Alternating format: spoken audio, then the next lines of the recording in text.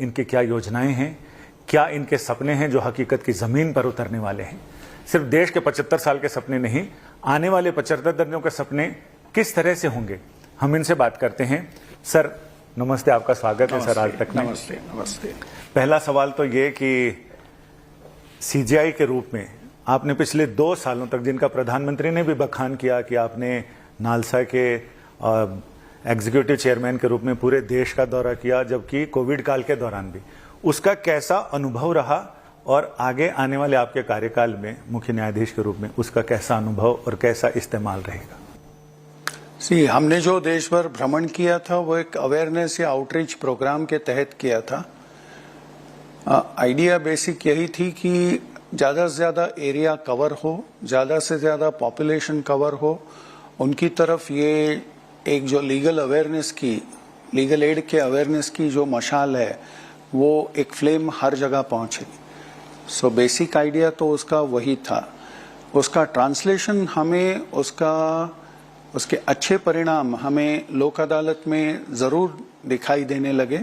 जैसे कि कल वाली लोक अदालत जो थी, कल मतलब 13 तारीख को, उसमें हमारा डिस्पोजल 1 करोड़ का मार्क क्रॉस कर गया है। So more than 1 crore cases we have been able to dispose of.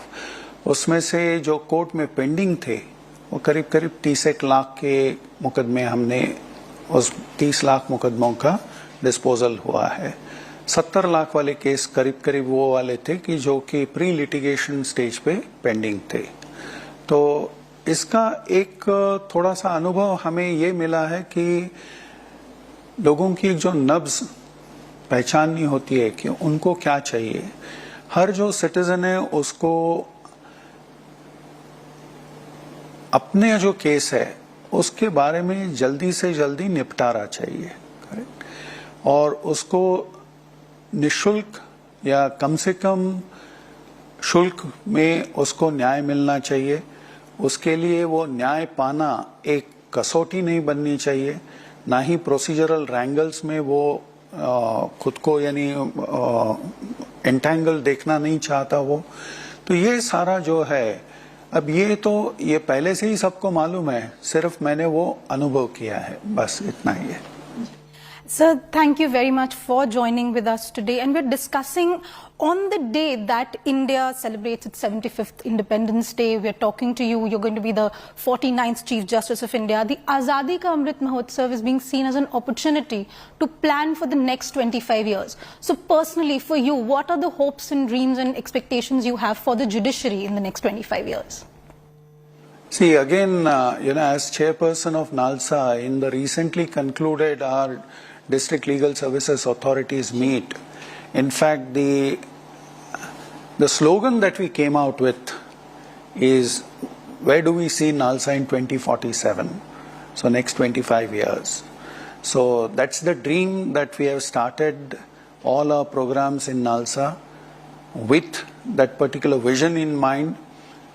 So whatever we have started for NALSA, it is essentially covering one strata of the society which is deprived, which is depraved. So therefore, that particular strata of the society needs further or greater look or greater assistance. If you consider that below poverty, there is 70% of our population is below poverty and they are otherwise entitled to legal aid, then whatever we are doing for NALSA with the same vision can also be applicable to the entire judicial framework.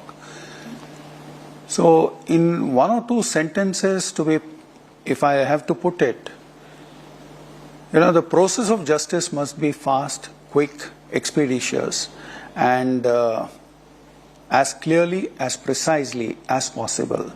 The hallmark of any judicial system is that there must be clarity and there must be consistency.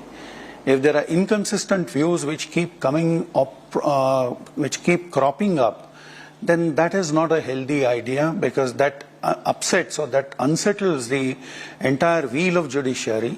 So therefore one has to be consistent, clear, precise. If the law that gets laid down at the level of the Supreme Court and High Court is clear and precise, then that gives a guiding beacon to the people at the district judiciary level to follow and to sort of, go on that particular path. So therefore that should be the vision for the judiciary.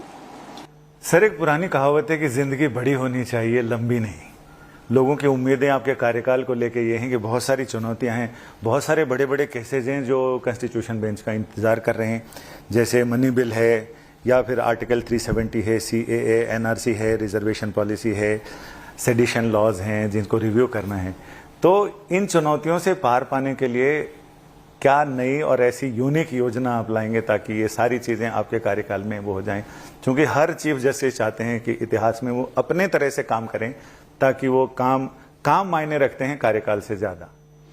आप ही ने अपने सवाल का जवाब दे दिया है, वैसे तो मुझे और क्या बोलना चाहिए। जितना जल्द हो सके, जितनी तीव्रता से हो सके और जितना इफेक्टिवली हो सके, इन सारे जो मुद्दे हैं जो कि पेंडिंग है उनका हल निकलना चाहिए।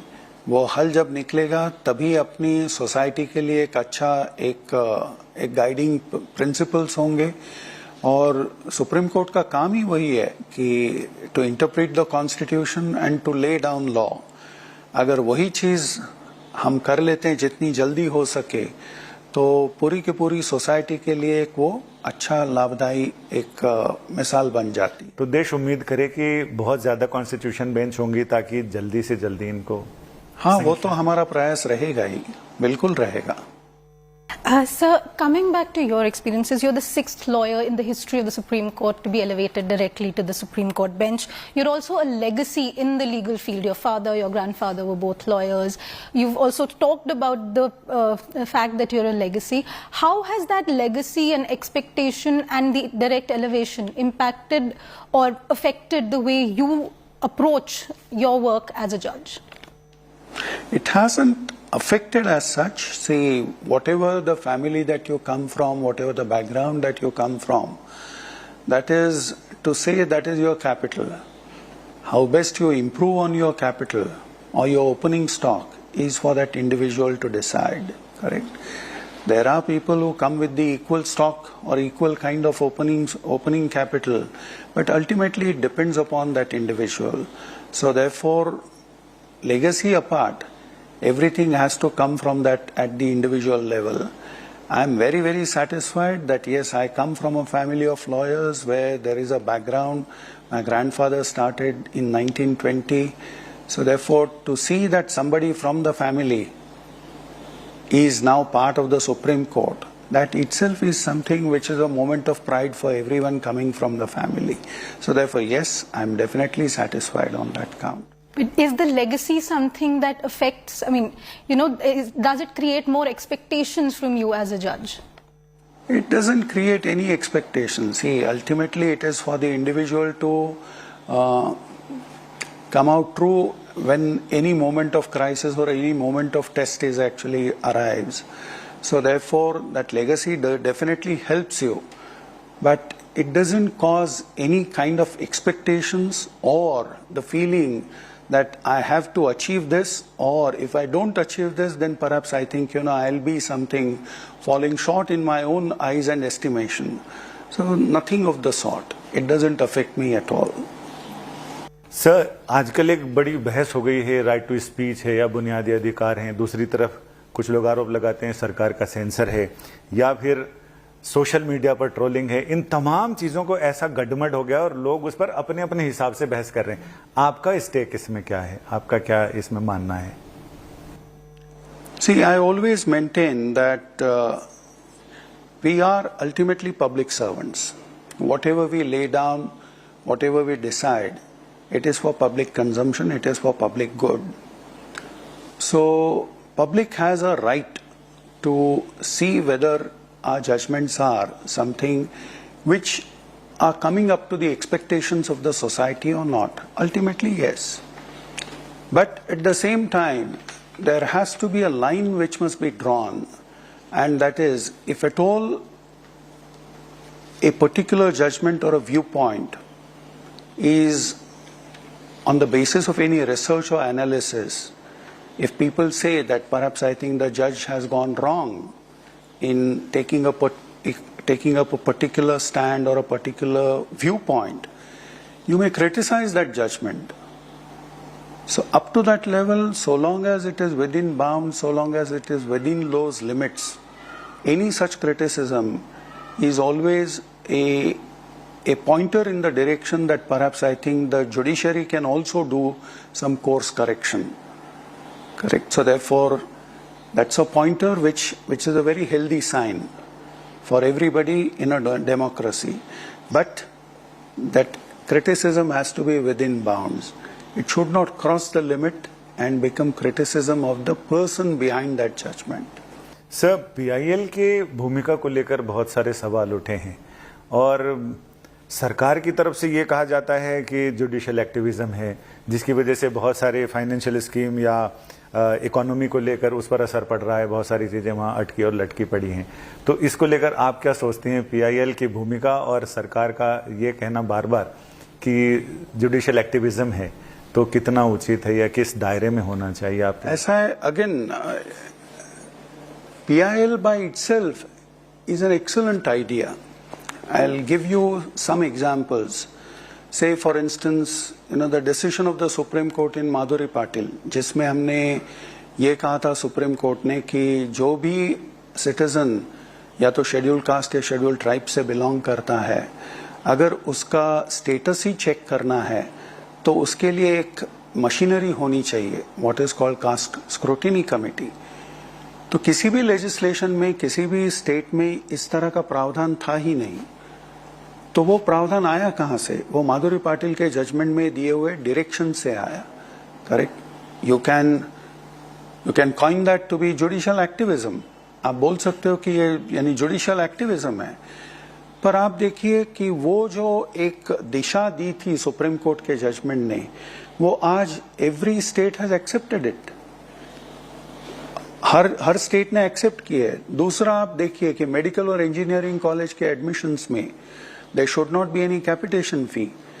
तो इस भावना से और इस उद्देश्य से इस्लामिक एकेडमी ऑफ एजुकेशन में सुप्रीम कोर्ट ने आइडिया रखी कि एक फी कमेटी होनी चाहिए, एक रेगुलेटरी कमेटी होनी चाहिए। आज वही सारा जो एपरेटस है सुप्रीम कोर्ट ने दिया हुआ, वो सारा हर एक स्टेट में चलता है। आप मोहिनी जैन लीजिएगा या उन्नी कृष्णन लीजिएगा, जो कि एक right to education was simply part of directive principles of state policy, उसको सुप्रीम कोर्ट ने एलिवेट करके कि it is a part of your fundamental right. Supreme court के जजमेंट के बाद पार्लियामेंट ने उसको यानी फंडामेंटल राइट का स्टेटस दिया है।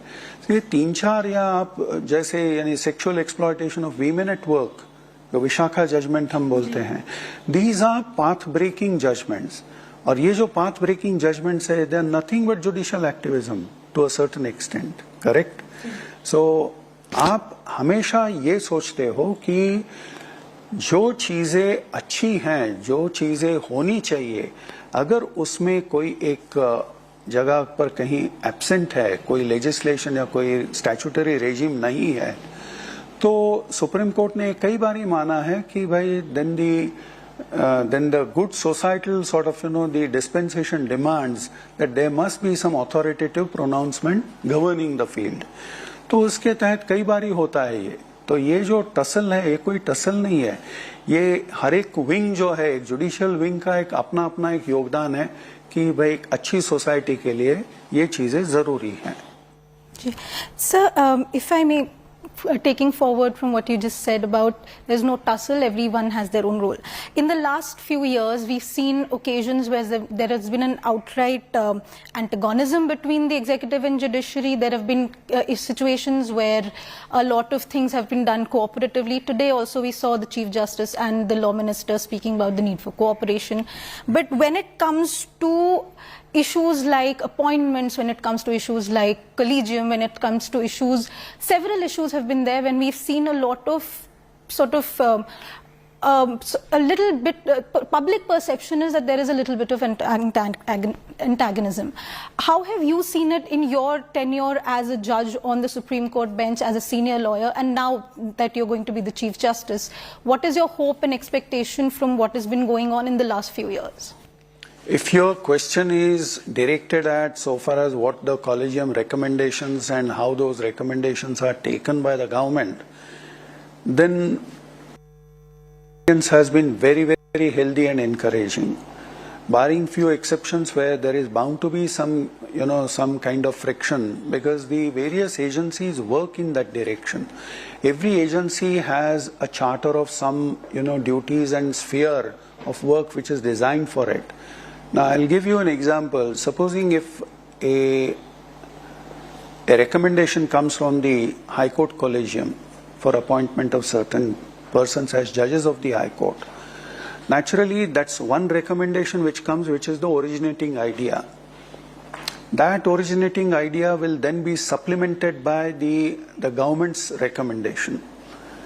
It will again be supplemented by what is called the consultee judge's opinion. So therefore, that's again one factor or one facet of the matter.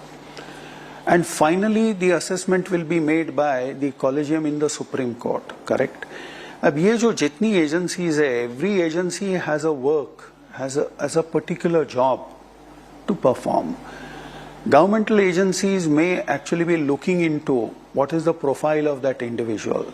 The profile of the individual, perhaps the collegium may not be aware of, correct? The collegium may be aware of his professional performance in court. But whatever happens behind that, the personal or the individual level, perhaps the IB reports may not be sort of, so good. So therefore, the governmental input on that front is something which will be seen by the collegium. And it is final analysis is done by the collegium and the names are then finally recommended. So in this entire process, there are bound to be some kind of, every agency wants to perform whatever is the job assigned to it to the best of its ability. So therefore, there is bound to be some kind of viewpoint which may get expressed. And so these are not tussles as such. These are only what is called the checks and balances in the system. Outside of the appointments issue, there have been a lot of instances. I haven't seen any kind of tussle. If you can name something, then I can respond to that.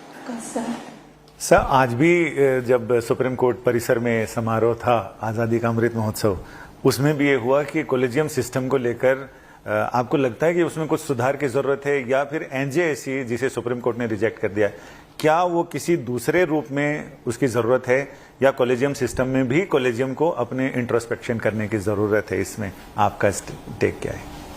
See, whatever has been laid down by the bench of 5 judges of the Supreme Court, they have interpreted the provisions of the Constitution, they have interpreted whatever was the amendment to the Constitution. And the decision laid down by the court is that the collegium system is here to stay, correct? Then if it is to stay, then we must work in that direction. So therefore, for us, we will be simply working in that direction to see that the maximum output and qualitatively good results are actually sort of brought about. So that should be the function of, the every succeeding sort of, members of the collegium. तो कुछ इसमें आपको लगता है कि कुछ और पारदर्शिता आपके नेतृत्व में सुप्रीम कोर्ट कॉलेजियम काम करेगा तो उसमें आएगी? पारदर्शिता तो होती ही है। पारदर्शिता आप ये नहीं समझ सकते कि ट्रांसपेरेंसी इतनी इस लेवल तक या इस हद तक हो कि हर रिकमेंडेशन के पीछे जो डिस्कशन होता है वो भी पब्लिक डोमेन में आए, वो नहीं आ सकता, करेक्ट? पब्लिक डोमेन में वही चीजें आ सकती हैं जिसका कि कुछ हद तक के सीक्रेसी भी मेंटेन होनी चाहिए, करेक्ट? और हर चीज को आप खुले इसमें नहीं रख सकते हो, तो एक ट्रांसपेरेंसी की भी अपनी एक लिमिट्स होती हैं। So speaking of transparency, and as our last question, I'm taking this to the new big things in the judicial system. We're talking about e-courts, we're talking about live streaming of court proceedings, we're talking about digitization, e-libraries, etc. Court has been talking about live streaming as the next big thing for transparency, as we've just been discussing. What is the reason for the delay in actually implementing the system? Are there any reservations, concerns, or is it just because getting any new technology simply takes time? See, there are no hurdles as such. Now, let us test it. When we were in the pre-COVID days where it used to be completely physical form, and whoever wanted to listen to the proceedings in court would be required to attend in person and be present in court. There was no such thing that any deliberation or discussion was classified or was not to be heard by any section of the society. As a temple of justice, everything was completely open and transparent before anybody who wanted to remain present. Except for certain matrimonial matters, custody issues where in-camera proceedings are actually ordered by the court. Except for such minuscule percentage of cases, otherwise every single proceeding in court was always open to be watched by any member of public. If you accept that as the basic idea, then live streaming is nothing but what? Extension of the same principle, correct? Today, we may not have actually gone whole hog on the live streaming issue. There are certain high courts which have started that. Gujarat High Court was one of them. But at the same time, when you adopt this virtual platform, to a certain extent, you are actually opening the doors beyond your, the normal courtroom. So anybody and everybody, whether it be it in Chennai or Ernakulam, can be party or privy to the proceedings in court. So therefore, that's where we stand. So it's not as if that there is any mental block against live streaming. It may be that our technological sort of perhaps I think the leaps may require some time. So are we likely to see live streaming of Supreme Court during your tenure? I can't guarantee that. That's the job which is being looked after by an esteemed colleague of mine, Dr. Justice Chandrachud. So therefore, we will certainly sort of see anything on that front. Just one little addendum to this question: what are the big things that we've been talking about? E-courts, we've been talking about expansion of the judicial infrastructure. So what are the things that you would be focusing on during your tenure? See, that's an ongoing process. E-courts is not something which has started recently. It has been going on. That's a very ambitious and very extensive program to link every single court in the country through what is called the virtual platform. It has various manifestations. That is, the entire record can be pulled, here in this court, and entire record can be available. So therefore, there are multiple kind of usages and the user principles there. So it's not something which can be put in top gear at any juncture. It is going at a speed which is decided and which is predetermined. So therefore, I have nothing else to do on that front. It is being looked after by a very competent person. So therefore, he'll take care of that. All right, sir. So this was Justice Uday Lalit, who will take oath on the 27th of August as the 49th Chief Justice of India. Thank you very much, sir, for speaking to us. On the day of India's independence, we were talking to the next Chief Justice of the country on various issues and what the judiciary will be looking forward to. Thank you very much. Thank you.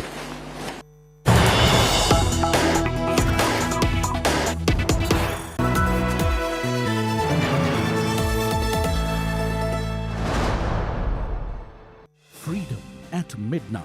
At the stroke of the midnight hour, when the world sleeps, India will awake to life and freedom. 75 years of economy, 75 years of defense, 75 years of sports, 75 years of